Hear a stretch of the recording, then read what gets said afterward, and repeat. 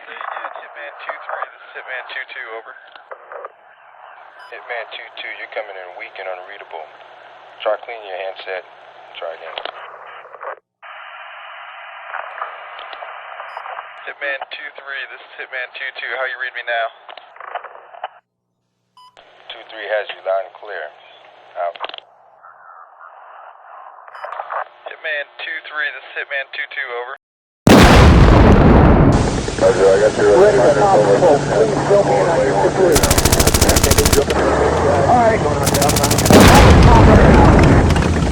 Calm down, buddy. We're gonna be down here. We're not gonna shoot. Calm down, pop this pump. Don't hold. The second foot's coming down. And if nobody can do it, these guys can do it. So just relax. It'll be cool, okay? It's day 5 of our Odyssey. We're heading off to Matt's to have a look at Matt's Centurion tank. I really have some mixed feelings about it. I'm not quite sure what to expect it and whether I even want to drive it. It's been a long time, 50 odd years since you and I have been together in Vietnam in a Centurion tank. I don't know how you feel about it, mate. I'm feeling excited because it was a few years ago the last time I had a drive, but I'm looking forward to maybe getting back in the driver's seat and having another whirl. Well, yeah, probably will be, but I'm not sure.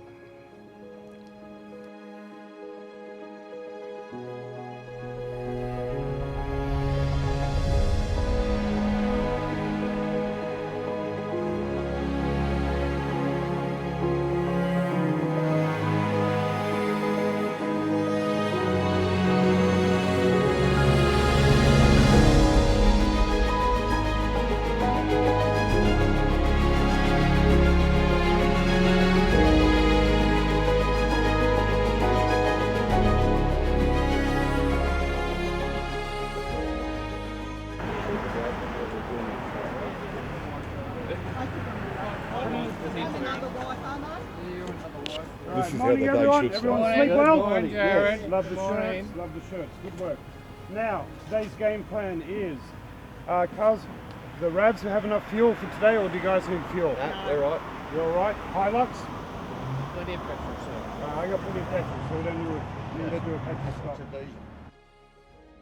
But there wasn't a lot of help around then, not like now, and people kind of went, oh, you know, you're in Vietnam, get over it sort of thing. It wasn't a really, wasn't it? It wasn't like, and it was not like you really told anybody anyway. No. So after Vietnam, you just went straight back to doing your military service and doing what you were doing. And there was never any mention of any kind of mental health support when you got back. No, and unfortunately, the majority of it, like we got back to Armots, you know, probably 50% of the staff, that was working there, were Vietnam vets. So we all had the same work hard, play hard, drink hard ethic. It was just the way it was. And when they came back, so we thought what we were doing was normal. You know, it was normal to us. Work hard, play hard, drink hard. And it just continued on. It wasn't until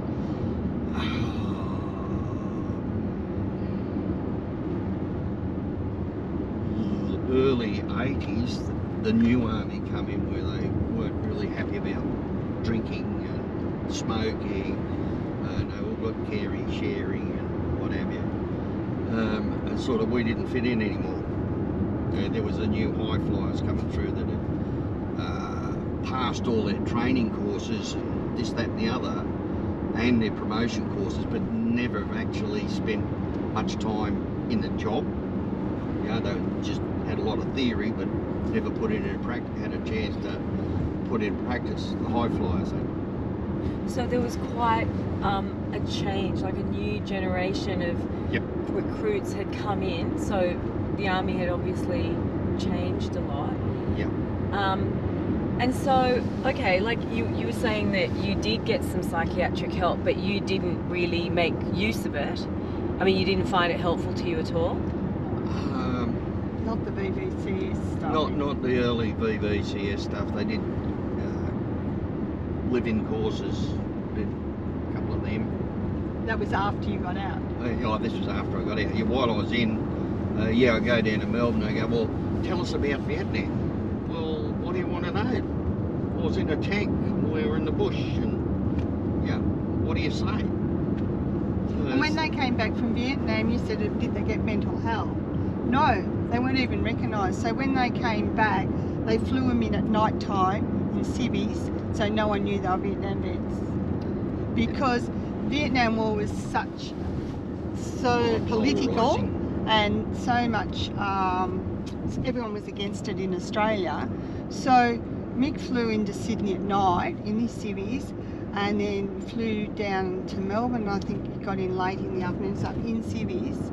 So they weren't recognised when they came back, and that was, I think, a hard thing as well. And so the Army was, or I guess the Defence Forces, were really conscious of the fact that that you guys were involved in a controversial conflict, and they didn't tell you how to navigate that once you got back home. No. You kind of absorbed just that shame, right? Yeah. Oh my God. And especially like for the Nashos, they came home, got out of the army, and went straight back to their normal jobs as though nothing had happened. Yeah. The guys, the same as when Mick came back, he had 2 weeks off work, so we got married in those 2 weeks, and he had 2 weeks off. We moved to our living quarters in Seymour. He just went back to work. So, do you think it would be right to say that in most cases people just didn't even want to admit they'd been there? That they would hide that information? Yeah, because I knew a lot of blokes that bought, because we'd come back and got married and went straight back into married quarters, never mixed with civilians, or rarely, only to go shopping and stuff like that. We stayed in a military environment all the time. You were respected for being in the military, I imagine, but you weren't respected for having fought in Vietnam. No, that didn't come till a lot later. Yeah, and when he was in Vietnam, I wouldn't tell people my boyfriend was in Vietnam because of the backlash you would get. So none of us would say, oh yeah, my boyfriend's in Vietnam. You just go, oh. Wow. So it was really bad, and the guys would send home stuff in the mail, and sometimes we wouldn't even get it. The wharfies would pinch it. Wharfies or the posties. Like what? Can you give me an example? Well, the wharfies, they'd go on strike. They wouldn't load the Chaparrot. They wouldn't load military equipment. As a kind of protest. Yes. Yeah, but they didn't realise the effect it had at our end. Yeah. They were breaking material stuff that we needed, and it was broken by the time it got to Vietnam. They were. So you had your own countrymen fighting against you guys. There was a thing going around. When you get home, wallop a wharfie or punch a postie. Because of what they'd done. At one stage, we were out bush. I didn't realise. None of us knew that there was a postal strike on. So I didn't get any mail for about 10 days. But Judy and I used to write daily almost. We did daily. So I just wrote, Dear Judy, thought I'd drop you a line. Mick. Put that in, send it off with the mail. Yeah. And about 2 days later I get about a dozen letters. But I didn't know there was a postie strike on. And it was really hard for the guys because not getting mail for them was actually enough to put themselves in harm's way and get killed. Totally, it was their lifeline. It was their lifeline. Yeah, it kept a bit of sanity. So. And did you know that the letters were being held up, or were you sort of thinking, oh my God, Judy hasn't written to me? She doesn't like me anymore. She doesn't like me anymore. Someone else. So, Dear John. You can see how that could cascade into all sorts of things. Absolutely.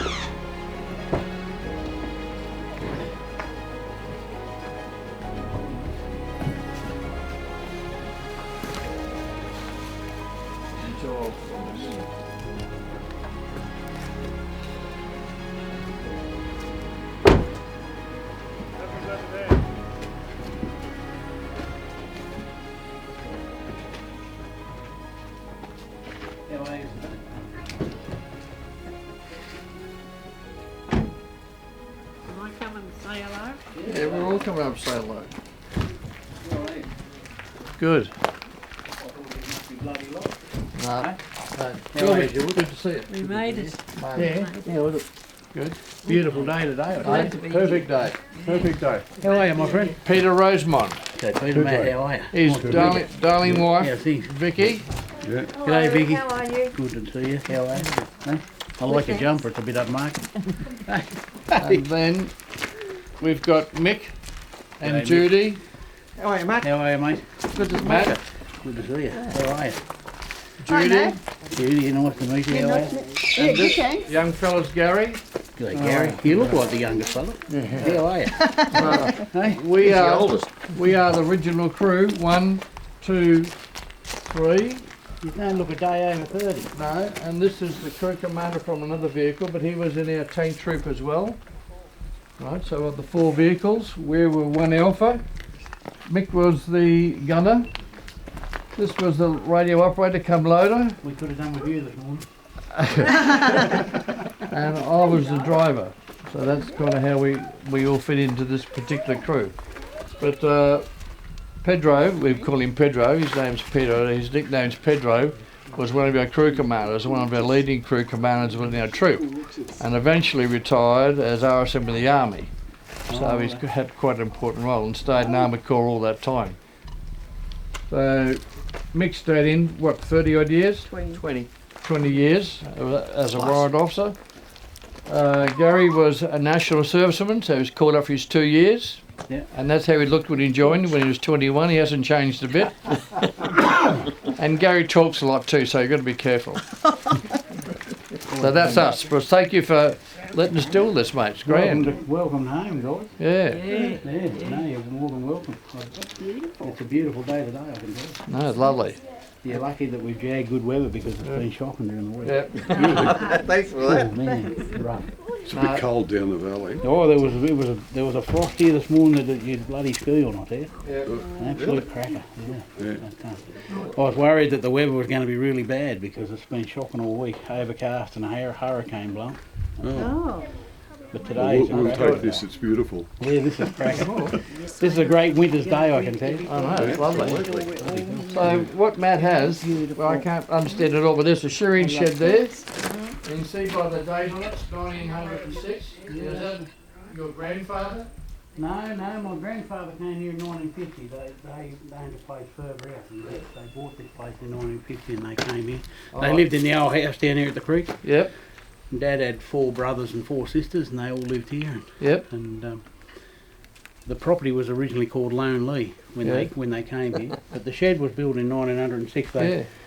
Just over the hill here, we owned all this country up until the 80s. Yeah. Forestry now, and there was a lot of mining went on here in the turn of the century. What are they mining for? Gold. Gold? Yeah. But I don't think they ever found much. But there was over 1,000 Chinese here. And really? But then when the First World War started, all the Australians all punted off to Europe and basically left the Chinese, and then they fluffed around here and didn't achieve a hell of a lot. They had a riot down on the creek here in 1861, where you crossed the river. And then they went from there to Young.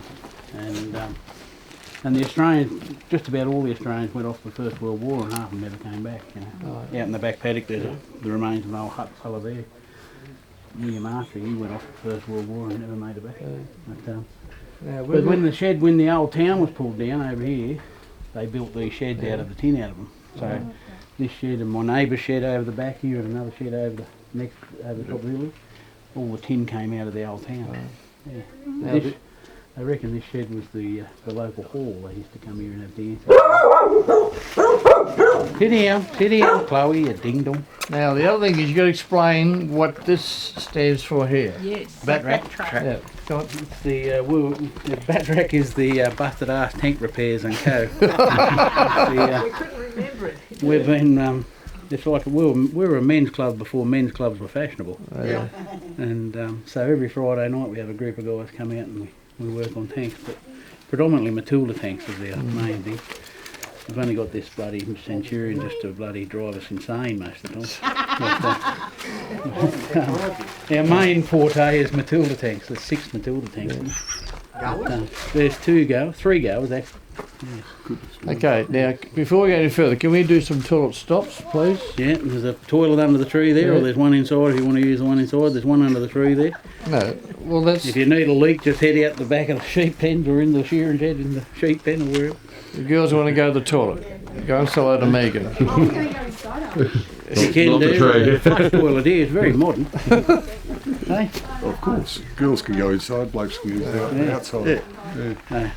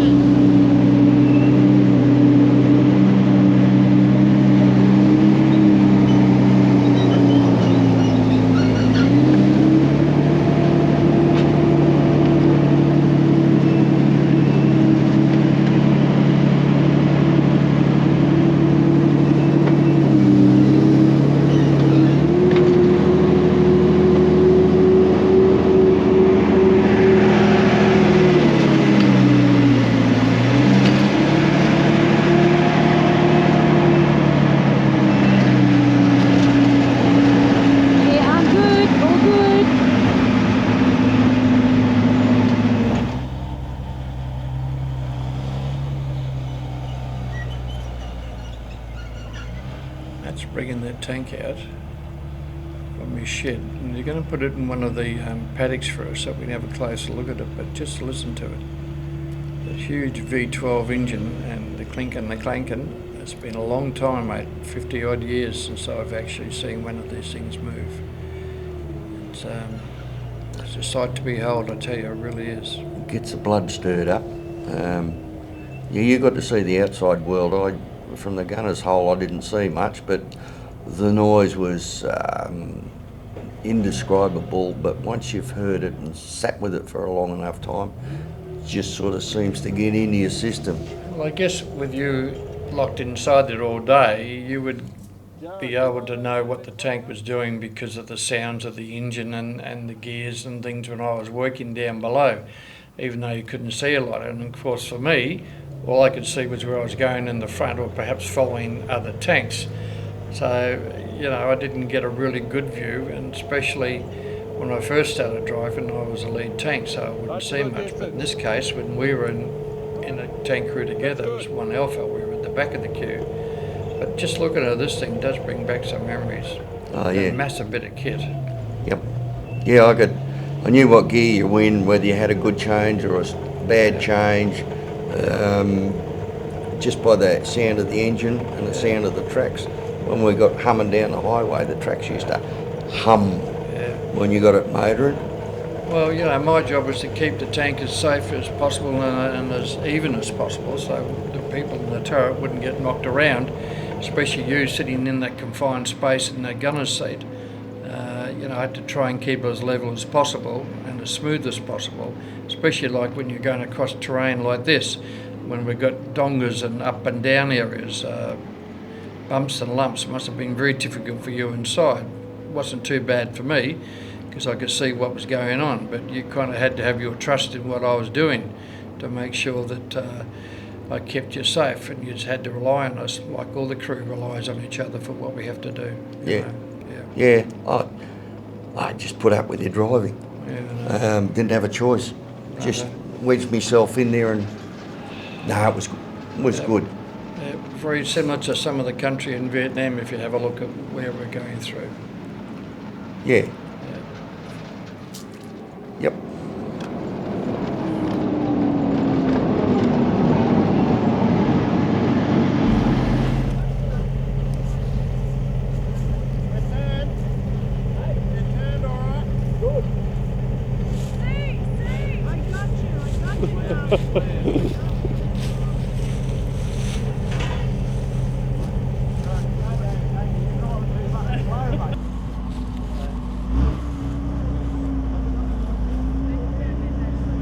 So George, what do you reckon? You gonna give it a drive? We'll see how it pans out, mate. Yeah. See how it pans out. Sounds good.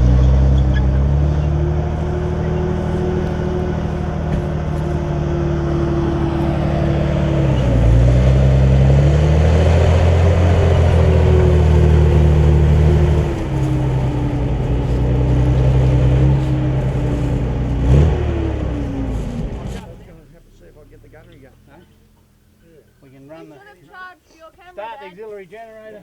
Nate? You should have charged your camera.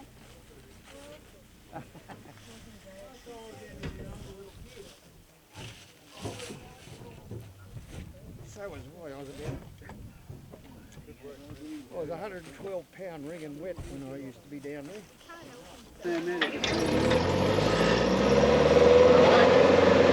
Watch that, Robin.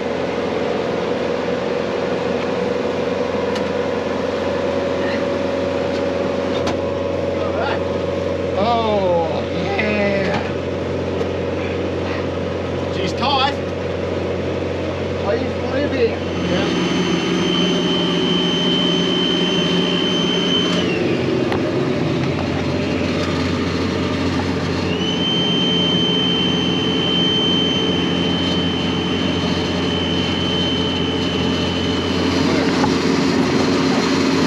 So, introduce yourself, buddy. G'day, I'm Mick, I'm the gunner. Get your talk up nice and loud. G'day, I'm Mick, I'm the gunner. Hang on, you can turn the oxygen off if you want it. Yeah, how do we do that? You can stay there, Lou, are you right? Yeah. No, yeah, come in and film, be a part of it. Have some chit chat. That's a bit better. That make it easier? Yeah, now I can hear. Let's put a foot seat back down. Yeah, and that seat will come down. Yep. Hop in, Lou. All right, g'day, mate. All right, so Mick, introduce yourself. And we've just landed inside of Matt's tank. We're sitting in the turret, and this is your first time in your position in how long? Be 1974. So a few years now. Yeah. So it's all coming back. Introduce yourself and where you are and where you're sitting for people who aren't familiar. Right, I'm Mick. I was a gunner on the Centurion. Yep. And I am in the gunner's seat. He's the man that controls the turret, which way the gun's pointing, and does all the firing from this position. Radio. Wow. And sitting behind you, just to give it a perspective, is Lou. I don't know if I can do an upshot. Lou, if you can say hi to the camera. Hello. Our presenter.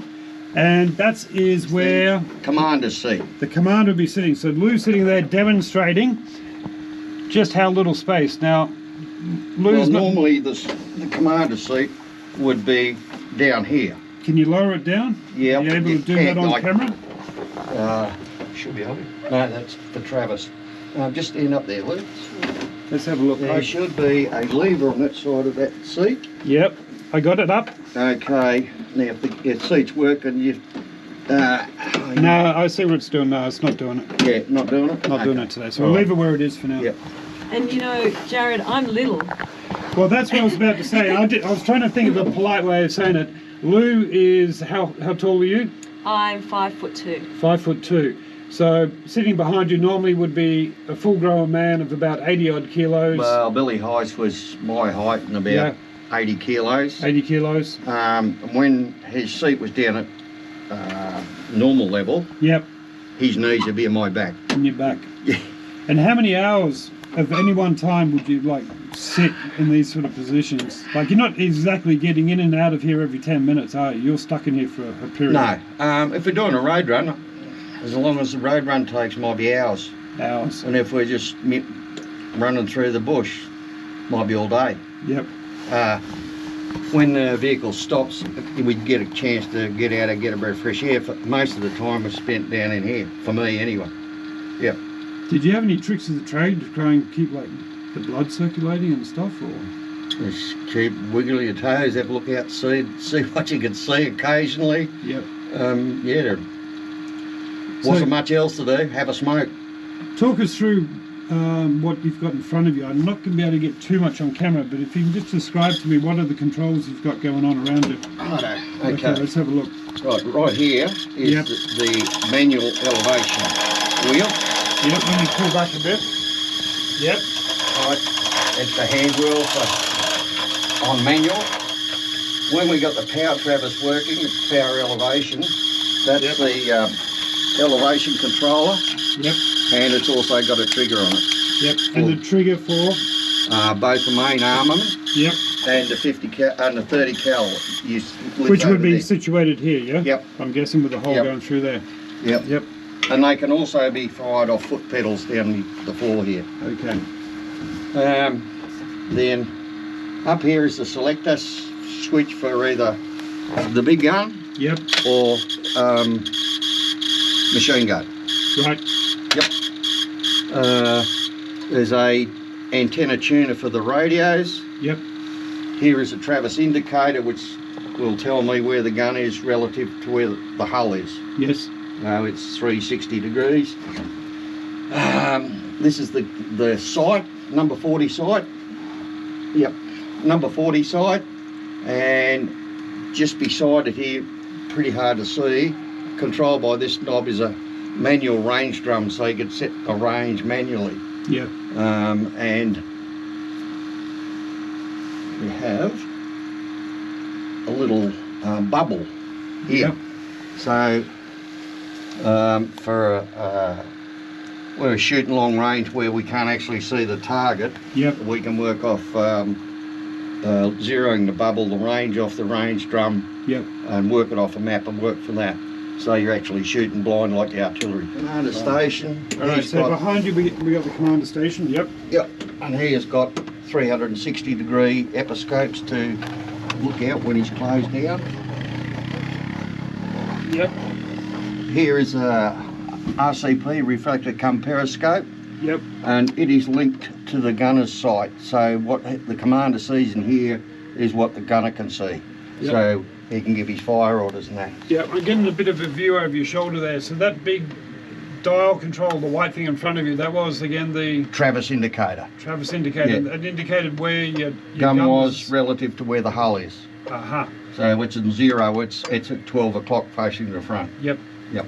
Sweet, sweet. And coming around the turret here a bit, if you can.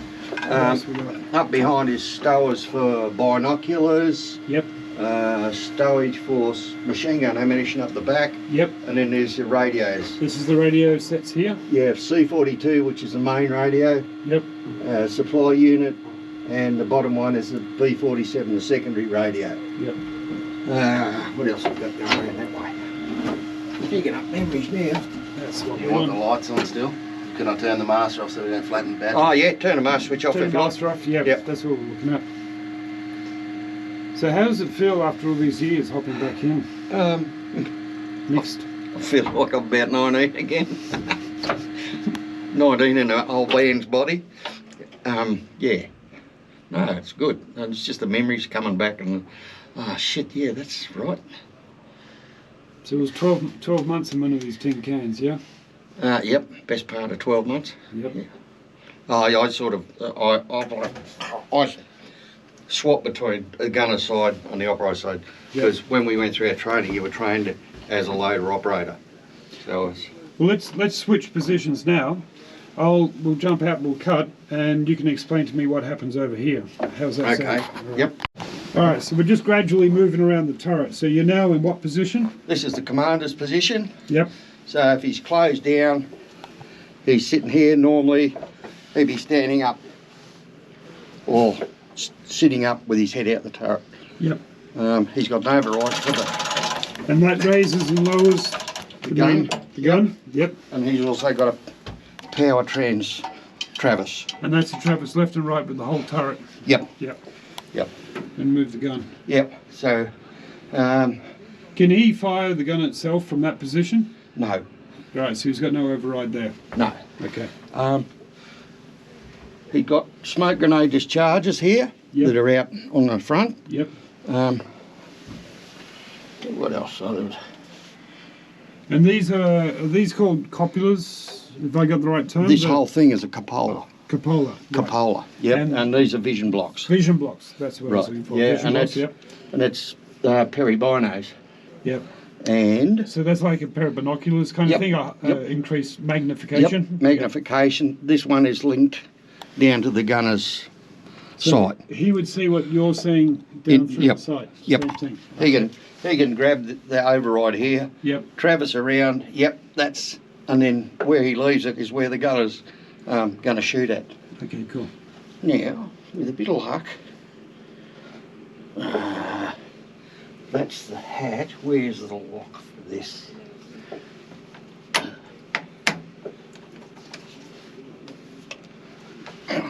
No, she's a bit stiff.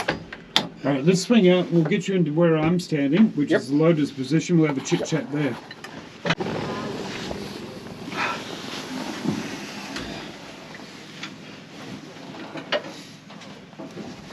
All right, we now swap sides and positions. I'm now sitting in the commander's seat. Now this gives me a good view of where you were just sitting, in the gunner's seat, just down there. And now if I pan across, you're in the loader's position, is that right? This is the loader operator's position. Yep. Tune radios. Yep. Load the guns, machine gun, 50 cal ranging gun.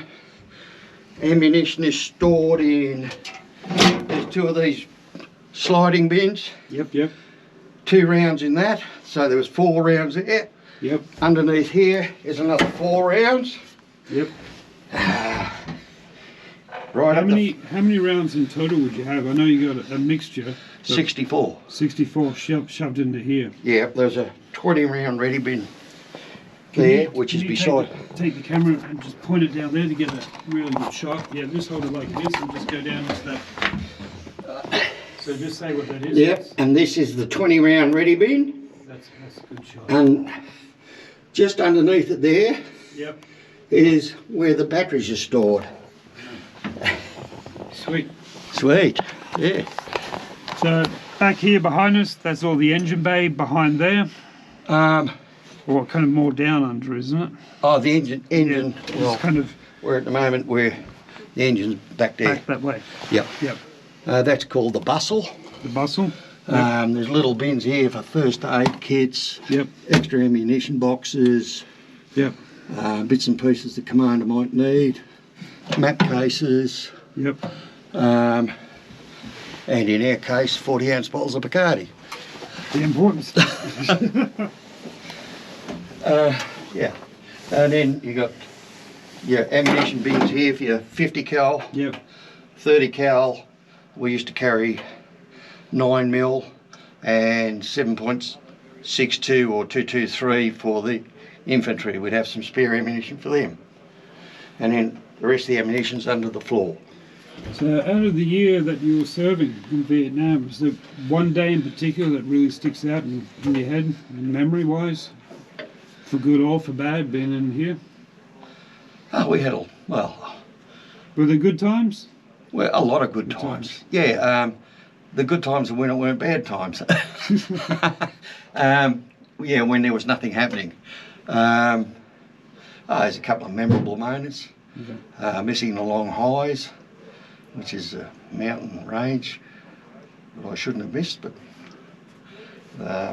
rack and pinion that elevates the gun was worn. Yep. So when we loaded the ammunition, the gun was there, yep. Which is linked. The gun's linked to the sight. The sight picture's spot on. Mm-hmm. As soon as we loaded, the gun went like that, but nobody noticed it. We didn't notice it had gone like that. So I was aiming at the base of the hills. Yep. Loaded the round, the gun went up, fired, and went straight over the top of the hills, which wasn't very good. And apart from getting your head out there, the only view outside the operator had was this little periscope here. Mm-hmm. Did you ever get a sense, I guess, the sense of claustrophobia? I guess they'd vent out the people who suffer from that before you get across? Yeah, I think it pretty much weeded out in the early stages of the training process. Yeah. I never suffered from. Did you ever get any guys that were over there and it just became too much after a short period of time or a period of time being in here? Everyone was fairly well conditioned? Yeah, everybody, yeah. No, it's pretty good. Yeah, no, this was home for 12 months. Yeah, Really? I'm sitting here quietly. I'm just trying to sink in the three of you in here, and this is home. And then, of course, the driver down Then below. poor old George, he's down there. Which He's we'll get to. isolated from the rest of us. Which we'll get to in a second. And Yep. in here, you got this is your life is in here for 12 months. Your books, your mags, your clean undies, all your bits and bobs and everything kind of thing. No, all our day to day. The greens we wore. Yep. The turret bin just out here. Yep. That was the commander's bin. Yep. Can't remember what that one was for, but the big long turret bin there, that's where all our clean greens and that. Okay, so you had your personals and stuff out there. Yeah, all your personnel stuff was outside. Okay, cool. Yeah, and well, I think I was like the majority of blokes. Don't think any of after the first week there, we didn't bother wearing undies or socks. Yeah.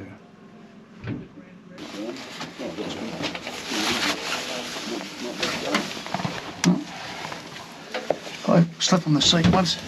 You slept on that seat once? Yeah. Somewhere. There we go. Sit back there, like this. It was too dangerous to be up top, so we'll slept in a hole. And we're just waiting for Pedro to come down in his position. All right. So, I might start off with Pedro. If you could introduce yourself and talk us through who you are and where we are, actually, and give us a bit of a background about your position in here. Okay, well, I'm Peter Rosemond. We're currently out at a farm near Oberon, and we've just reunited with a near damn perfect working Centurion, and it's so complete. I'm astounded that the amount of equipment and stuff that this owner has actually got on and in the tank. My role many years ago was as a corporal and later as a sergeant, sitting in the seat that I'm in now as a crew commander of a vehicle similar to this. The role of the crew commander, of course, is keep the crew in a harmonious working team, direct the driver, give the fire orders and so on, and do all the range estimation, navigation and such for the movement. And the operator would maintain the radio sets and the tuning of them. They needed retuning regularly because they were old valve radios that wandered off frequency. And of course, loading the two machine guns up the front, fixing them, changing ammunition and loading the main armament. So if I gave a particular fire order to the gunner, it wasn't just to the gunner, it was to the loader, because it meant that he had to select a type of ammunition and load that. The gunner would use various parts of the equipment to identify what the target was, the range, and apply everything before he fired. Now, I'm a little bit squished in the corner, so I'll do the best I can. So, Gary, if you could introduce yourself, mate, and talk us through your role and where you're sitting at the moment. Well, usually stand the seat, used to fold up. Yep. This all does. Yep. The radios, so my position was radios. So you were mostly jointly responsible for the radio, both of you, or No, mostly you? Me, I tune them. Yep. And there was racks here. Just keep a couple of rounds here. Yep. Which, under attack, say. Yes. Pull one out, open the breech, Yep. shove the round up, And I just push that lever there, which I think you can see, otherwise the gun won't fire. That completes the circuit. Yep. I say on, canister on, Peter would say fire, Mick would say fire down and fire. Yep. But that was the job, whacking them in, Yep. pulling them out. So let's go through from the start. So let's go through. You've got a target locked in. So you've selected a target. So what happens in here then? Talk us through the sequence of events. We're manoeuvring. Yep. We stop. Yep. I identify a target, the range, or just pick a range and say 1,500 metres. Yep. And it's a light vehicle, and I want to destroy it. Mm-hmm. So I report on the radio, contact vehicle, and wait out. I give a fire order to the gunner. The driver stopped, and the fire order might be shell 1,500 vehicle in open. And I would then, using this control, traverse the vehicle left or the turret left or right. Yep. And the gunner's looking down the centre line, and when I'm approximately in line with the target, I would say on. If the gunner saw the target, he would then say on. Mm-hmm. At the same time, the loader has selected a high explosive shell. So Gary's doing what at this time right now? So you would be... When Pedro says load, canister load HE. Yep. You should be couple sitting here, whack them out. Yep. Shove them in, that's all right. Then push that lever. Yep. It's like HE on, just ready to fire. So that means... It won't fire with that lever being pushed. So at the end of your roll is hit that. Yep. She's live, ready to go. Yep. And then it's back over to Pedro. The things that happen, the gunner says the range, 1,500. Yep. Yeah. And looks through the sight. When he identifies the target, he says on. Yes. The loader throws a round up the spout. Yep. And hits the safety switch. Yes. Picks up another round and says loaded. Yep. Yeah. That tells me that the loader's loaded, he's right and ready, the gunner's on the target, I give the command fire. Mm-hmm. The gunner, there's a bit of a thing here, it's a counterbalance. Yep. If you throw a round into the chamber, this is a mechanical elevation rack up the front there, the weight goes to the back of the gun. Yep. So the gunner has to wait until he gets loaded before he makes his final lay on the target. I've said fire, so once he's laid on the target, the sight's in the precise position. He says firing now. Yep. And on the W of now, he pushes the trigger. And boom. This recoils back. I was about to say that was my next question. So if I can get as wide back as I can, how much recoil we got going on back here? Close to a foot. Yep, so let's see if I can the get breech that. comes back to about where my hand is. Yes. Yeah. As it runs forward, there's a cam underneath. Yep. It reopens the breech, and the shell case falls in that basket. Yep. Now that he's already got another one in his hand. So as soon as that runs forward and the shell case out of the way, next one's in there. So that shell case that's come out, is that red hot?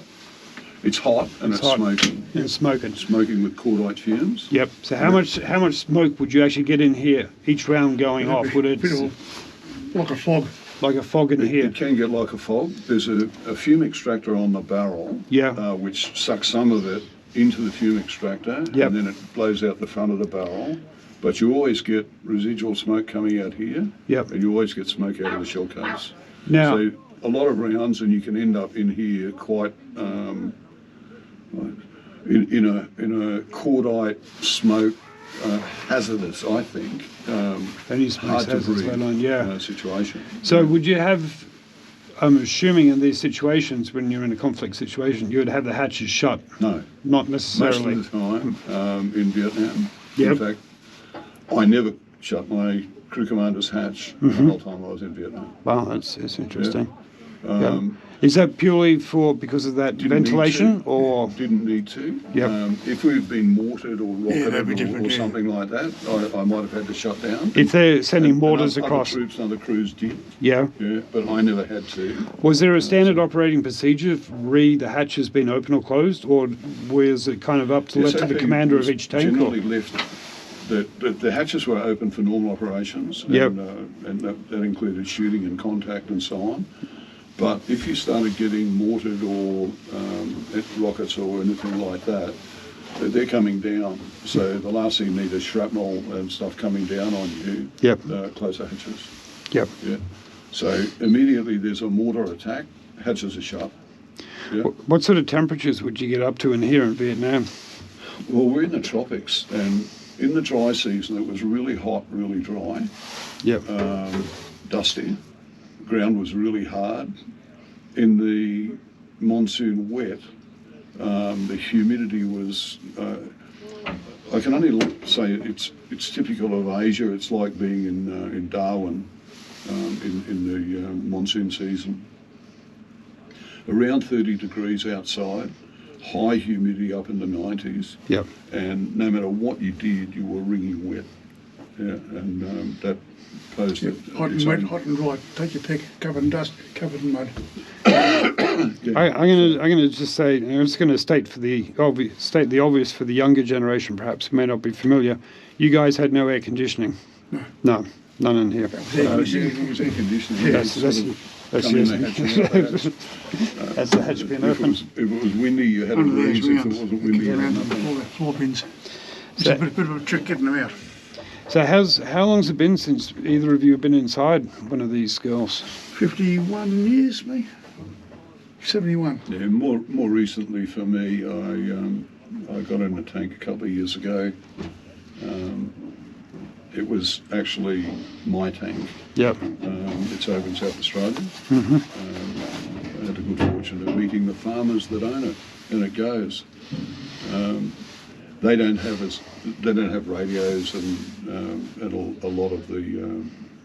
Yeah, Mick, when we were in here, Mick gave us a good walk around. There's quite a lot of detail, a lot of the original stuff. But just to be here and look at the setup, and you see where I'm sitting. There's the gunner's backrest. Yeah. Yep. So the gunner's back's there and his head's here.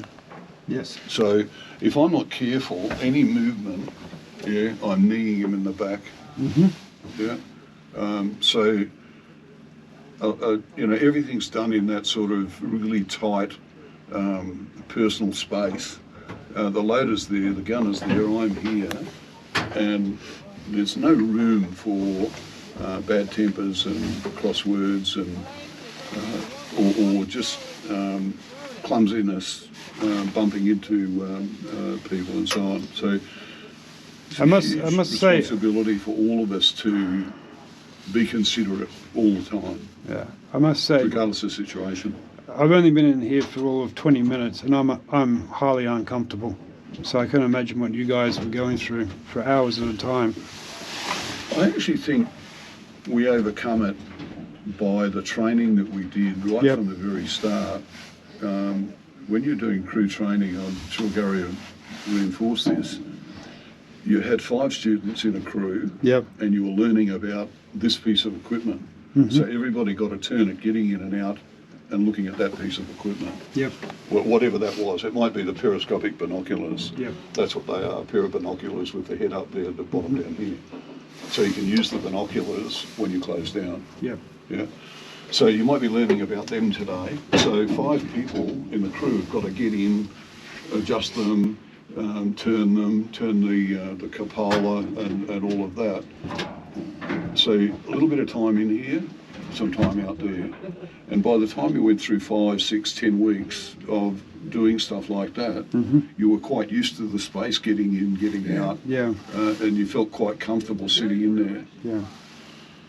And then when you did months of pre-deployment training on exercises in the bush, and you were in the tank for days on end, it all just built up together. So by the time we were here now, most guys had spent at least 3 months, 6 months on exercises around the range. Yep. Shooting, driving, day and night, all of that sort of stuff.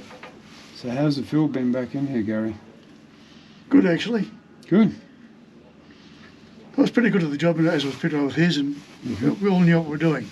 Yep. Without having to think about it. It was just something you did, pulling the rounds out of there, pulling those up and trying to twist and pull up at the same time. Loads of fun.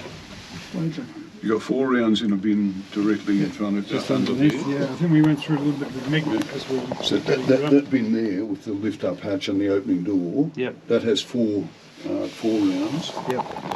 As Gary said, there's 2 sliding. That's down kind of behind me. That go Yep. on that rail, and they have 2 rounds each. Behind you and down underneath, in there, there's 20 rounds out go in that bin, and another 22 rounds under the corner. And we're going to get to it in a second, but from here the driver's compartment is just down there. Down there. Past your left shoulder, down and underneath. Down underneath. Let's see if I can get a shot. I can just vaguely see it through there. So we're going to jump around there in a second.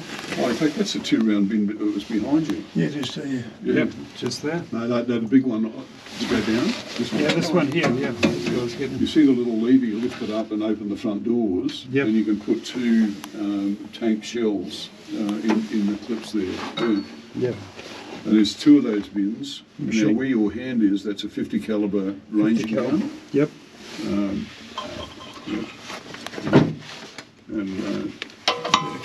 And the 30 caliber machine gun, that was a machine gun, and meant to be a machine gun, not a ranging gun. Yep.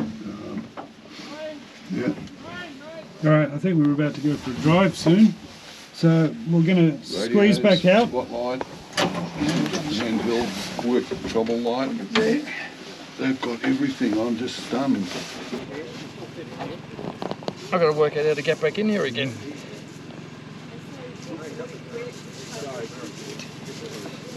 Yep, the legs in. Up. That seat's up nice and high too. Thank you, I heard that. I heard that. There's critics everywhere.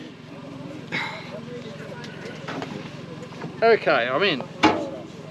I'm in like Flynn. Here we are. Okay, I'm George Main. I'm an old tank driver, very similar tank to what I drove in Vietnam, and we're up at a property at Oberon, which is owned by a lovely gentleman called Matt, who actually owns this vehicle. So we're up here today to do some documentary shooting, and for all us old fellas to have a run on the tank and see how we go. So you're currently sitting where in the tank? I'm sitting in the driver's compartment where I spent 12 months overseas driving in this little bastard here, a little hole in the ground. Yeah. It's going to be very difficult for me to get a shot. Are you able to lower the seat from where you're sitting? Yep. I didn't think you want those on there. Yeah. You remember how to do it all.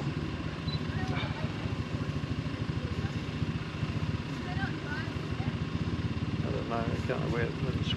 Or if you can take the camera. The lever is, yeah, go on, I don't want to put it down. Take the camera and just have a little pan around your feet in the area inside and talk through. Point it and talk about what you've got down there. Okay, down the bottom there we have 3 pedals. The left one, like in a car, is a clutch, and it has an 80-pound pressure on it. To the right of that is the brake, foot brake, and you can't stop the tank after about probably 5 or 6 miles per hour. The drum brakes don't work very well. So you use your sticks on the side, and on the side there is a left stick, and then there is a right stick there, and the handbrake. And on the bottom right floor is the accelerator down there. And in the middle here is the gear stick, and you have 5 forward gears and 2 reverse gears, and you have to double clutch to change the gears. It's not a synchro mesh at all. You have high reverse and low reverse, as they call it. Then in there's a little compartment where I would store my bags, and there's a series of switch gears and lights, and there's a satchel here, and the satchel I keep my logbooks and my paperwork in that. Then underneath that there's another tin box affair with little clips where I would keep odds and sods as well. And then around the side here are the radio controls. And then at the rear of my seat there is an exit to get into the turret. I wouldn't go there very often, but that would take you into the gunner and the loader and the crew commander at the top. Then around here is the instrument panel where you have your speedo, And you can see there it only goes as high as 25 miles per hour, and you could only really achieve that if you're on the open road, and you would be lucky to get to that speed. The other gauges give you oil, water pressure and RPMs. Now the engine in the back is a V12 engine out of the old Spitfires. It's a Meteor engine. It has 24 valves, 2 4-barrel carburetors, and here is the switch panel. The big red switch is where we turn the whole vehicle on and off for all the electricity. Starting mechanism, fuses, starter button, fire extinguishers, and then other levers through there for the fire extinguishers as well. Not down on the floor, you can lower the seat and you could raise the seat. And on occasions I would have to sleep in here. Then on top of that we have the hatches which would close down left and right, and they have little periscopes in them, and you would normally close those down if you're going into a situation where there's a lot of enemy fire. I drop my seat, close the hatches over, and then lock them in, and then look through the periscope to see where I was going. Vision was very limited. I would have a headset on, which is this fella here. That would be strapped around my head and around my neck, and then I would speak into this little microphone or handpiece, and these are authentic from the day in Centurions we used to use. Matt's great to have all this authentic equipment here. This is exactly the same type of things that we would use. So I would get my orders from the crew commander. If I was closed down, he'd guide me through where we had to go because my vision was very poor. So how's it feel being back here after all these years? How many years has it been? About 53 years. 1969 to 1970 was when I was over there. I don't know, I got mixed feelings about it. I'm not scared about it, but it's just a tank. Nice to catch up with the guys again and to talk to them. Yeah, looking forward to going to see Ralph tomorrow, Monday, because Ralph actually has our tank that we had time in, and that's where we have our shirts, tank 169043, and I think that'll bring back a lot more memories as well. It's kind of blowing my mind. I had no idea it would be like that inside. No, you're good. What you thought, but it's not what you thought. Did you find... You know, I think the thing that I just find so amazing is that it's all hard surfaces. There's nothing remotely ergonomically comfortable. There's no sort of comfort. There is no comfort. It's not built for comfort, it's built to kill people. What do soldiers do? They kill people and break things. Yeah. And that's what this was made for, to break things. Yeah. But when you're 19 and you're flexible, and you jump in and out, feel it so much. Yeah, that's it. And you spend months and months and months training before you go out to Vietnam to do your thing. So by that time you're pretty au fait with where everything is. There's no coffee shops, there's no soft furnishings in there, there's nothing. But we used to make ourselves comfy, you know, and a lot of times we'd take stretchers to sleep on if you could have a decent place. And what we would do out the side here, if it was a safe situation, we'd tie a tarp to this, right, and just run it off, peg it down, and have 4 stretchers and cook our food and enjoy ourselves out here, camping, you know, in Vietnam. But if it's a bit of a dicky spot, we put a couple of crowbars in so we could drive this away if we had to go. And if it's a real dicky spot, we'd stay in there and sleep inside there or on the back. Or if it's bucketing down the rain, stand up under a tarp on the turret and just stand there all night. So if it was reasonably safe, some poles on the 4 corners of the turret, with a tarp stretched between them. So you could sit on the top of the turret under the hoochie, and the rain would run off. Yeah. And how many days would you be out in this thing for a particular mission? The longest operation we were out on was 10 weeks. Yeah. Unbelievable. 10 weeks. Yeah, 10 weeks. 10 weeks, and there's tracked caravan. Eating out of tins. Our caravan. What was that? Eating out of tins. Eating out of tins. Yeah. So you'd have how many weeks did you say? 10 weeks. 10 weeks. We'd So have you'd ration packs. But did you know you would be out for 10 weeks and therefore We never- provision accordingly? Or? No, we'd get resupplied regularly, as depends on what the operation was.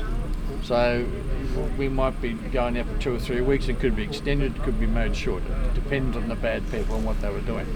But because this uses so much juice, you'd have to have resupplies regularly, and same with your food. There's only so much you can carry. So whatever food you get put on board and your rations, that would last you perhaps a week, and then you'd call in for a resupply. And that was Gary's job. Gary's job. And he'd be on the Gary phone, you know, can you please send out blah, blah, blah, Right, blah. Being the sergeant's operator, all the crew commanders would say, I need 100 gallons of fuel or whatever, and Gary would compile it all as the sergeant's operator. We need rations for 3 days for 4 tanks and the recovery vehicle. And Gary had had the whole composition of the operational support resupply, and send it in, and we'd get a message back, it'll be delivered at X time. Yeah. Wow, and they were pretty quick to respond, I imagine, to those orders. There was routine stuff. We could do it today for tomorrow, or we could do it, it was an operational demand, it was right now. And if it was right now, it was usually ammunition. Or if I'd blown a gearbox up, which I would do regularly, The old boat is running, but the we Metadon's can not. get the gearbox unbolted if you can get the old one out boat is here. runs as soon as That you might keep have the taken Metadon the in. same day, depends on where we were. It might have taken a couple of days. And if you're sitting there without a gearbox that works, that's not really good. I mean, you can still fire and shoot and do things, but you can't drive anywhere. Down, or does it go down? But you wouldn't be on your own, there'd be 3 other tanks there as well. Yeah. So you're saying these are built to destroy things? And Yeah, kill yeah. people. So what sorts of things would you destroy? Well, generally people. Bunker systems. Yeah, bunker systems. Any structure. Any structure. This has the capacity to destroy it.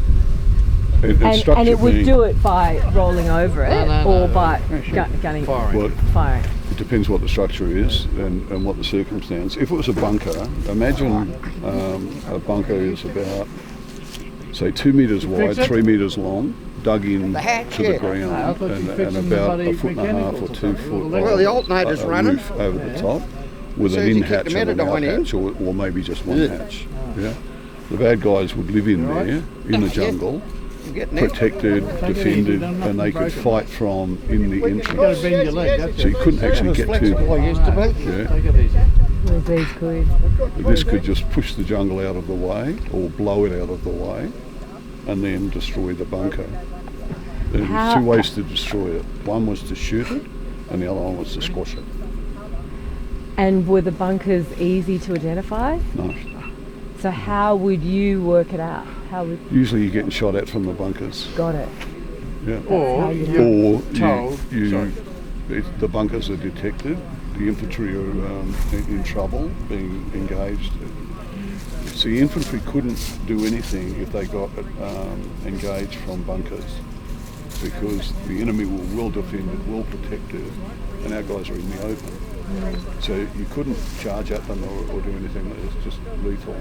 So our guys would be bogged down, can't go forward, can't get away. They'd call up the tanks or the CAV, the light armoured vehicles, and we would come in from the side and run over it all.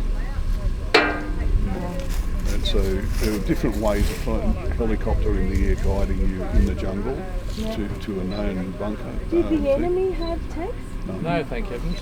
Well, not where we were. Once in my year there, we got told there were 2 T-54 tanks seen several kilometres to the north of where we were. That required a very quick reshuffling of ammunition to get the right anti-tank ammunition into the right bins. Thankfully, what happened was the crews of those tanks abandoned them. We didn't get to shoot them. They didn't get to shoot at us either. That was good. So we kind of had the odds. Now, if you were a baddie laying in the bush and you saw 4 tanks coming towards you, you kind of go away, which was a good idea. We thought that was quite good of them to do that. Yeah. And we were involved in what they call Operation Matilda, which was the largest armoured operation II. And 44 armoured vehicles, I think, off the top of my head, of all different shapes and sizes. And we went through a lot of provinces. Now, I think I explained this to you before, South Vietnam looking like the map of Australia on the eastern seaboard, and we were like down and around Melbourne area, and that was our province. But we then, on this particular mission, the Seek and Destroy mission, went right out past our normal areas of operations into places like Ham Tan and other areas. So we were kind of going up around towards Albury and Wodonga, if you would imagine, so that type of way, and travelling around. So the only thing we got was a whole pile of market gardens, and then we got one Viet Cong bloke, was a Chu Hoi. He wanted to surrender, and he waited till we turned up, and we said, why? And he said, well, if I surrender to the Americans, they'll kill me. If I surrender to the Kiwis, they'll eat me. So I'm waiting for the Australians to come around. What would you do with him? Well, we'd take care of him. Give him a cigarette, ask him how he's going, interrogate him. We didn't do naughty and then ask him where the bases were. Yeah. But that was a massive operation. I don't think we led that. Yeah. I don't think we have any major contacts in that at all, don't we? Off the top of the head. That's the operation where I was shooting the caves. Yes. On the mountain. Yeah. Did you feel safe in this? Oh yes. Well, you would have infantry walking beside you, so you're going to a particular area, might be a contact you're going to or something, or walking through the jungle, so I had to be very careful because they're all in green as well, and they're like walking here, you know, and I've got to be very careful, and I can't see where I'm going all the time, well, I can't see my sides, so I had to rely on my crew commander at the top, you know, and as you're moving forward, you've got to be careful that if something happens and these blokes go to the ground, like lay down, you can't drive, you've got to be very careful. They might stay stationary and then you can drive through, but generally you've got to be very, very careful. I'm sure accidents happen though. No, I can't remember running maybe over not one with bloke. yours, but with others? No. We never had an incident of our tanks, the entire 4 years for 4 squadrons. Yeah, we never had an incident of a tank injuring an infantry player on the ground. Yeah. But it was difficult. I remember one time it was difficult. Yeah. Well, you have to be careful. In the long highs, I can remember this, we were chasing some baddies with mortar tubes, and I was driving along, and above me there was a helicopter gunship, and he's shooting machine gun and dropping hot shells on top of my head as they're falling down. A minigun fire. Yeah. And we're trying to chase these guys. We had infantry beside us as well. I had them through the jungle, had to be very careful, and chasing these 2 blokes who had a mortar tube and a mortar plate, right? They put the mortar in it. No one could find them until they ran between the tanks, because they ran between the tanks. There's like hundreds of us trying to find these couple of guys, and they're so cheeky they just ran straight through the middle of us all. And of course we couldn't do anything because we had too many of our own blokes there, so we couldn't turn around. Our blokes couldn't shoot each other because these guys are going, fuck off, see you guys, we're running through. And they just ran straight through. True story. Always tell truth stories. Sometimes a bit stretched, but Yeah. So, what's it like seeing this again? I mean, well, I said to Gary the other day. Now Gary talks a lot, so you got to be careful, right? He never shuts up. Please stop interrupting. And Gary was like this over there as well. He was very quiet, shy. I don't know. I've got kind of mixed feelings. I want to drive it, but I don't want to drive it. You know. I want to get on it, get in it, but I don't want to. That's what I'm saying. Yeah, and Gary and I were talking about this when we were down in Melbourne. We were going, Gary's got a great DVD we should play later too, and he's got a contact we went to. I can't remember the contact. This contact on the 8th of July. 274 Richmond. 274 Richmond, right. 3 tanks, yeah. And he's got Chris Prickett's contact details on That's when we were, the Chu Hoi, the Hoi Chan took us into the bunkers. Yeah, I've got some pictures and stuff like that. Well, he's got the actual report that Chris Prickett put in, and it's signed off by Chris Prickett and Jan Shipman. Copies of it. So I started reading that now. I've forgotten all that. You know. I'm going to read you something out of the 8RAR, how that contact was recorded in the 8RAR history. Yeah, it's nothing like what you guys are talking about. No. So we're not going to be anywhere too near Mrs. 1 o'clock a power at RBGs. We didn't know because we're busy at the time. Didn't see him coming. We're busy driving while loading. He's working 2 machine guns and loading the back of their bike. Standing here is a really good example. George is here and he can see straight under that tree. So where's his eye? I can't see the hole where he is. Oh, he's going to see up. Yeah. Put one foot up there and lift yourself up and you can see that.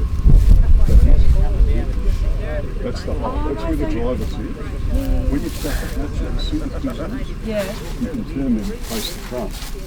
So close down, he can see out. So George can see this level and he can actually see under the tree. Yeah? The commander, the loader and the gunner are up there. They're looking at the leaves and the branches. That makes it really, really difficult for a tank when you're in the forest and the scrub to actually see what's in front of you, around you, because you're level with all the tree leaves and branches and everything. The driver can see underneath her because he's down lower, and that's something people don't actually comprehend too easy unless you experience it. But what George is saying is his vision is limited. Just there, and just there. So anything on the ground either side is out of vision. So he relies on the guys up there, commander and loader, to look down both sides and keep him informed of how close he is to the tree or the people or that. So there's constant communication, like through... the intercom in the vehicle is constant communication about what's happening. But generally, I would 99% of the time drive with my hatches open, even if we were having a contact, unless it was a really serious contact, because the bastards are thing to look through those. When you're closed down, the noise is horrendous. It sounds like someone's got a hammer and bashing on the side of the tank. Bang, bang, bang, bang, bang, bang, bang, bang. And then they fire that big gun and all the cordite fumes come in. So I found it easier to have the hatches open. If it was really dicky, we would close down, but the vision was so bad I couldn't see where I was going half the time. Yeah, you know. Right. I never closed down in the whole year. Body doesn't bend like it used to. No, you be careful. You know, the whole time we were over there as a crew, and I was saying, talking to Gary about this before, we don't recall ever having an argument. Now this is 4 men in a tight, live in each other's pockets. That's what I'm trying to say, tight confines. I don't ever recall having a blue, you know, or even getting upset about anything. We all did what we did, and we all kind of just did what we did.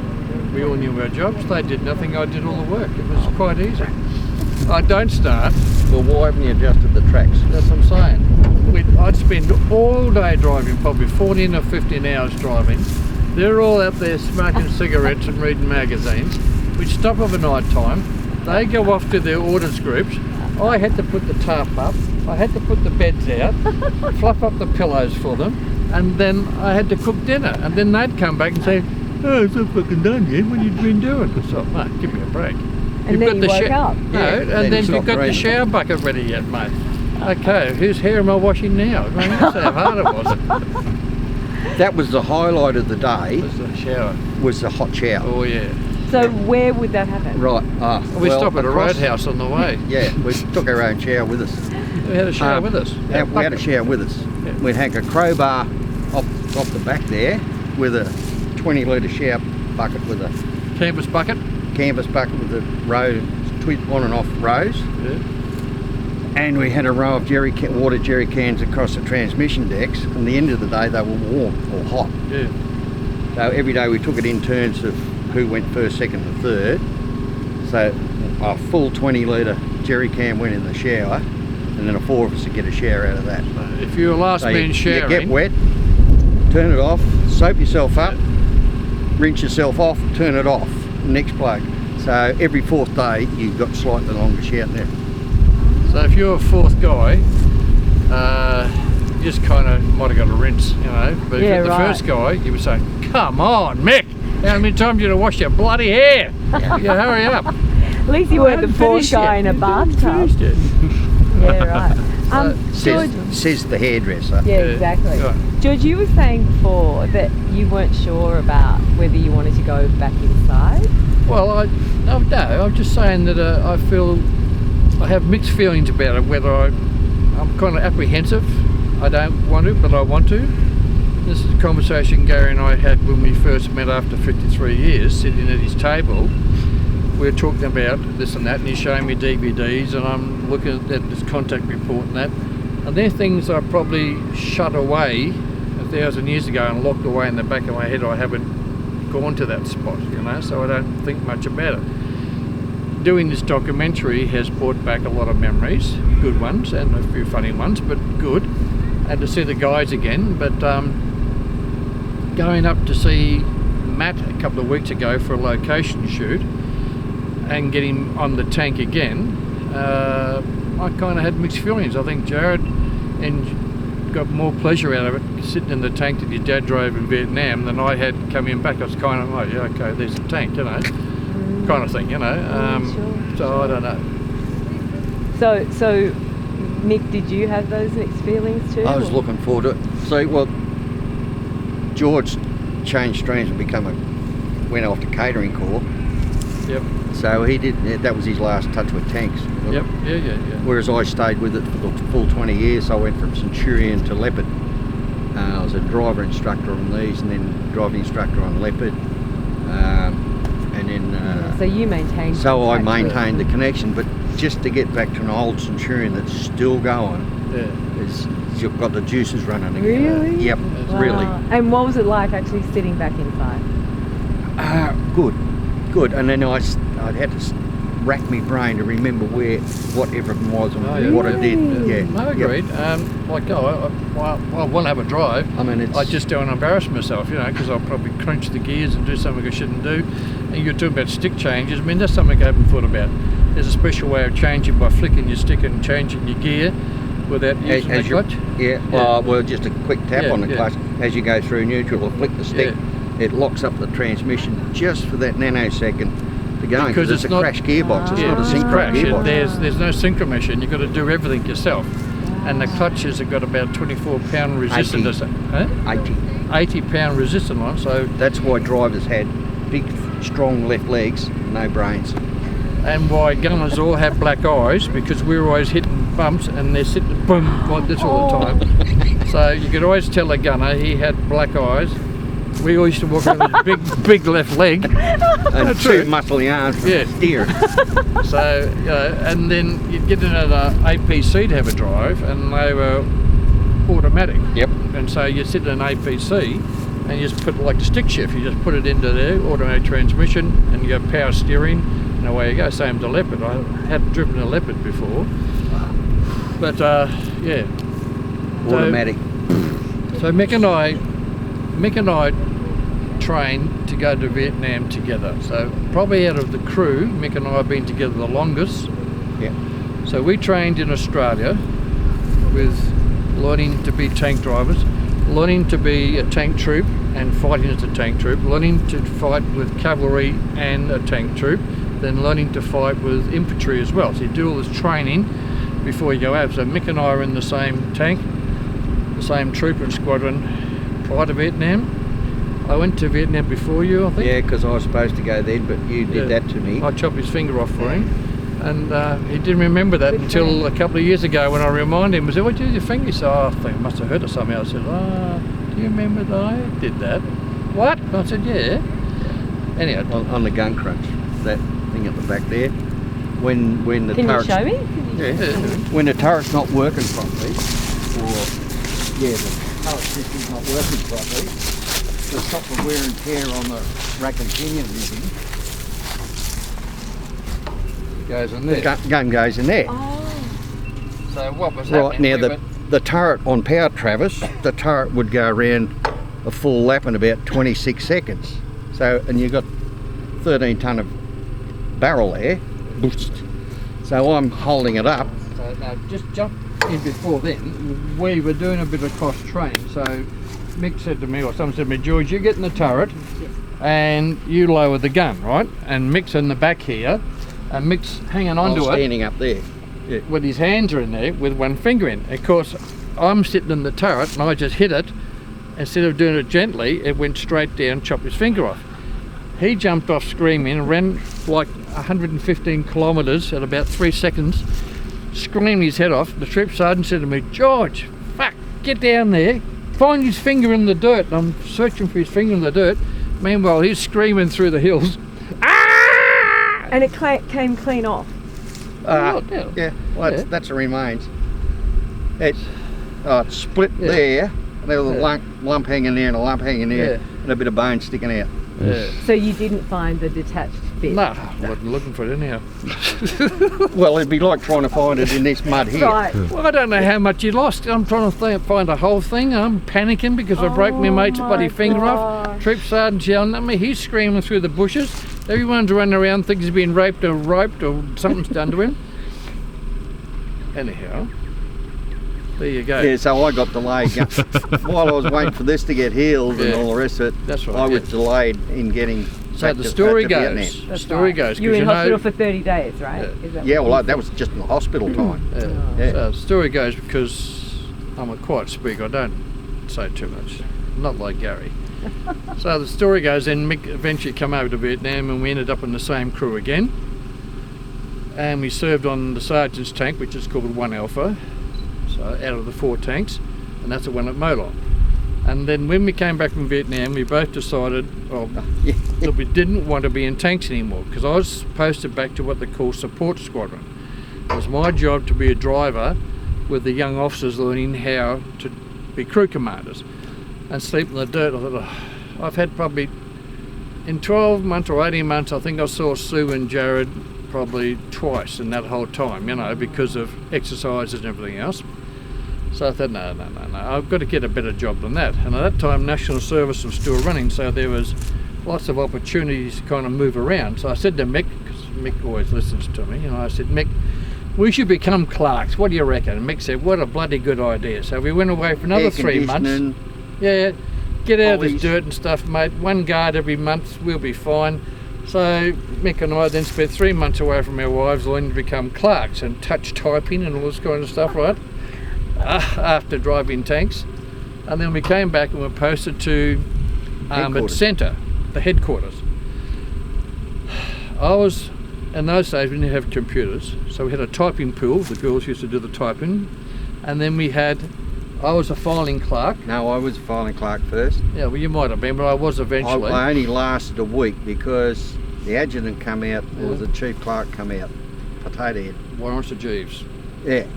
He come out, he said, Troop A Payne, have we had any correspondence this week? Shit, sir, look, all registered in the book here and that. Where's the files? In the cabinet. So supposed to go to people that need to read them. Well, they're in the cabinet. He got the sack for that. So this is an old card index system, right? Yeah. So then you had a book on the side that told you how to register things. So the SDS or the signals would come in. We have to write it in a book. You know, received on the 12th, I think, a letter, Then you go to your card index and work out what it was, because some of these signals might have had 2 or 3 items on it, different things. So, okay, it might be R819-6-7. And you put that in a file and you put all the files together. But I was smart. I remembered I had to go further forward. See, Mick had just put them away. So then I took them in to where they had to go. And where I sat about here and where Justin is was the chief clerk. Mine, you got on the wrong bloody file again. And he threw it at me. And the thing comes skimming across the desk and I say, sir, it covers this, it covers that. You got no bloody idea, boy, what you doing? So I didn't last long there either, see.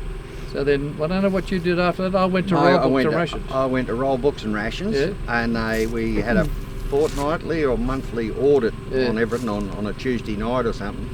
And I'd got it all wrong. The figures were all back to front. The cooks there run out of rations or had too many. So they said, that's it, Payne, get up to support squadron, headquarters up there, where there was just the one clerk that looked after the whole thing. He got the bullet from there. So then they moved me into roll books and rations, right? And the bloke that I replaced, who was going on leave, had almost copybook writing, right? And then you get all the little roll books that come in from all the areas. We had a big master roll book, right? To set the pen, and the little square had to have a P in it or an L or whatever it might be. he used to put it down and have it coming around so beautifully, and it looked like manuscript.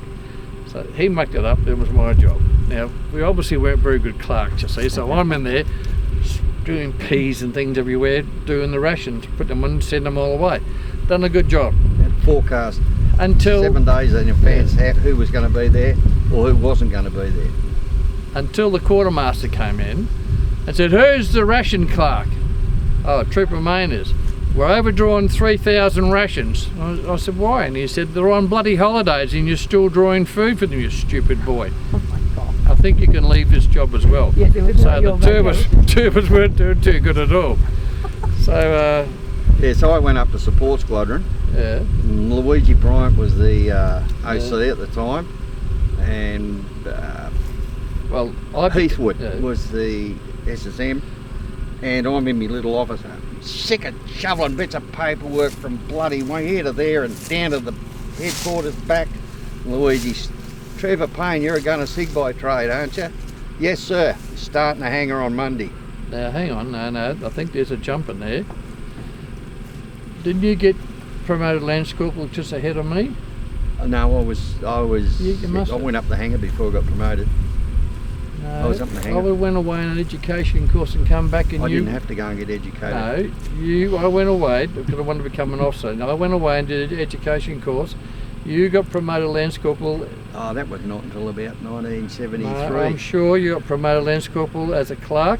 And then when I come back, I said to Mick, "How come you got promoted?" And they said, "Oh, you're going to get promoted as well, George." And I become a Lance Corporal as well. No, I was memory, so we can't work it out. But we weren't very good clerks anyhow. So then I became a storeman tech, right? And I didn't know right-hand screwdriver from a left-hand screwdriver, let alone an open ender from a ring spanner, so they took me out of that job as well. So then they said, "What you should do, what do you want to do?" And I said, "Oh, I about become a paymaster. I wouldn't mind doing that." So I went away and I did a pay course. And when I overpaid the band, it took me out of that job as well. And I think, I don't know what I'm going to do. And then this Major, King his name was, come up to me one day and he said, "Main," I was a Lance Corporal then, I know I was. Anyhow, he said to me, "Come over to the officers' mess and help me move a fridge. I'll have a talk to you." I said, "Okay." So I go over there and I'm moving the fridge. And he said, "What do you want to do?" And I said, "I don't know." I said, "I can't do much. I keep mucking everything up." He said, "You know, my little mate Payne, it was always Main and Payne, Payne and Main all the time. Main, Payne, Payne, Main, where are you?" So he's gone back to tanks. And this Major said, "Well, in those days we had Armoured Corps stewards and artillery stewards and everything. So the cooks were just cooks and then they didn't have many stewards." And so he said, "You can come over here and be a mess manager."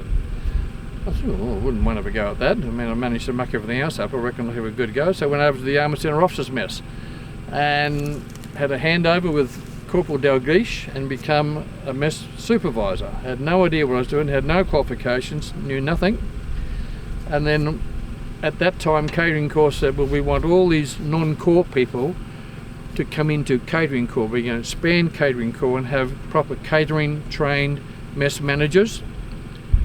Because at that time it was just a job to shift the shitwits out, you know, and put them into the messes because you can't use them for anything else, you know. So that was me. So anyhow, they then said, "Okay, what we'll do, we'll send you away on all these courses." And I did all my trade courses right through to warrant officer in the space of about 6 or 7 weeks. I knew everything on paper, had no idea about anything else still, and went back to the officers' mess, became a full corporal. We should help this bloke down.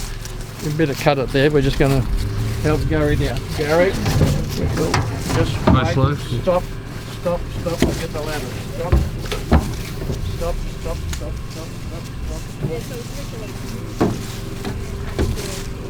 What are you going to probably do it, George? Leap off once. You could leap off once, turn around. Oh, come on, that way. Okay, whatever you like. Come down, on the ladder. Next one, that's it. Next one. Yeah.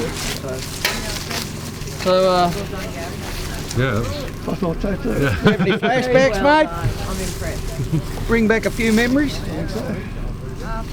So then they said, "Well, now you're fully qualified, we'll give you a second stripe and you can run the Armour Centre Officers Mess." And then I thought, well, I'll get out the army now because my 6 years are up. and I thought I'd get a job as probably the Hilton hotel manager or something like that. And the best job I got was a barman in a pub in Brisbane, and I was polishing floors of a night time to make ends meet. I had 2 jobs, and then Gough Whitlam got in, and our pay groups was what we were on, pay group, whatever what it was, tank driver, but it doesn't matter, pay group. No, you were on level. No, then it changed to levels. Yeah, that's right. So they reorganised the pay and the levels. I was getting these checks in the mail. So I went to Army recruiting, and I said, well, what's this about? So I've been back pay for when you're in. And I said, well, mate, my pay's gone up. Would you take me back? And I said, we've got 2 choices. You can either go back to Armoured Corps as a trooper or back to Catering Corps as a corporal. So I'll go back to the corporal. By the way, we're posting you to 3 FER in Townsville, and it's a combined cav and engineer mess. You'll like that. So I went up there as a corporal, and then after about 12 or 18 months I went to, 1 RAR, Infantry Battalion, breakfast, and got promoted sergeant. And you enjoyed the work? Yeah, I got the gift of the gab, and we just worked really well. You wouldn't tell. You couldn't tell. But in 1 RAR, they say you never served in a unit until you served in an infantry regiment, and I agree with that. I mean, I know a tank regiment's a tank regiment, but an infantry regiment is the basics of how everything works in the army, all the numbers. And my caterer didn't want to talk to me because he didn't believe in stewards. He was an old-fashioned kind of a guy. Stewards are always bloody fresh air, you know, you're bloody lolly-legged or whatever. So I said, no, fine. I said, we have a role, because I knew all this, because I was fully qualified. I knew on paper what we had to do. So I said, when the battalion goes bush, there is a role for stewards. I said, the sergeant, steward, everybody else, we site the kitchens, we site the latrines, we do the night pickups, we prepare all the food, we get the food on the choppers. Yeah, well, we'll see how it all works, you know. Just bringing in TV dinner trays in those days. And the army decided to try and do hot meals in the field, and they had these L4 trays. So they gave all these different units all this food, and we had a change at caterer, and my new caterer come in and he said, we're going to prove that we can do a hot meal for these guys anywhere, anytime in the field. We're going to run the kitchen 24 hours a day. I'm talking about a kitchen, just hot stoves out in the bush with a bit of tarp over us, and when you have to move, you've got to pack up the hot stoves, put it on the truck and go. Let's prove we can do it all. And other units were burying their food because they couldn't get it all done. We ran it 24 hours a day wherever we were, and a hot meal and a cup of tea. And what made me feel so good was when they came back in and we talked to them, the guy said nothing better than a hot meal and a cup of tea after I've been laying in the dirt for hours, you know, a proper hot meal, yeah. Yeah, absolutely. So we proved that there was a role for stewards in a battalion. Not just me, but the other guys as well. And all of a sudden, it made the cooks and the stewards, I guess, more cohesive in the unit. Because even in the sergeant's mess, I used to get a lot of shit because I was a steward. Sergeant cooks even didn't want to talk to me, you know. So we proved our point, and from then on it was great. Yeah. Fantastic. And you found what you wanted to do? Well, I don't know, it just kind of found me, I think. Yeah. We just went on from there, and then... You accidentally fell into it. Yeah. Well, I think so. I mean, I used to enjoy cooking for the boys here, and I learned to cook when my dad passed on. Mum taught me how to peel spuds and get the vegetables ready while she was at work, and then she'd turn them all on, and I learned to cook and do things like that. I enjoy being of service to people, so that's why I do what I do. And I then got promoted to warrant officer, went to Canungra. I've only been a warrant officer for about 2 years, I only had one posting, then I got commissioned and sent down to Victoria Barracks. So I was a Woad 2 commissioned to captain, posted to a major's job. I got to run all the catering for Victoria Barracks and that.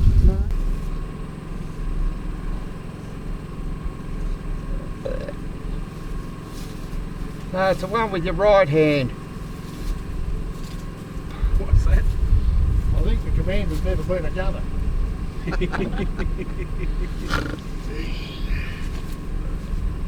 She'll go, driver. Start her up, Mick. Give her a whirl, she'll.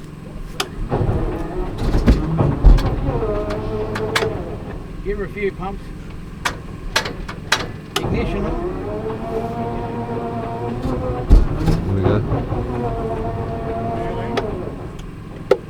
She turned on. Back on.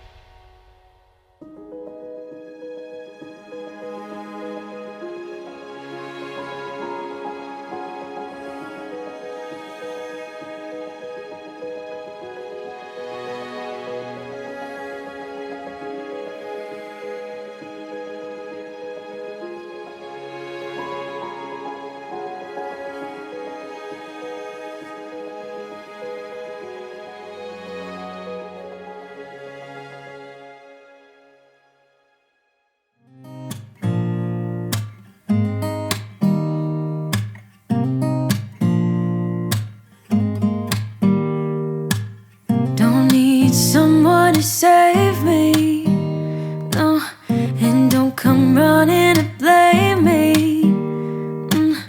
From miles away I can tell that something's off. The way you look and how you pause when you talk, I think you said enough.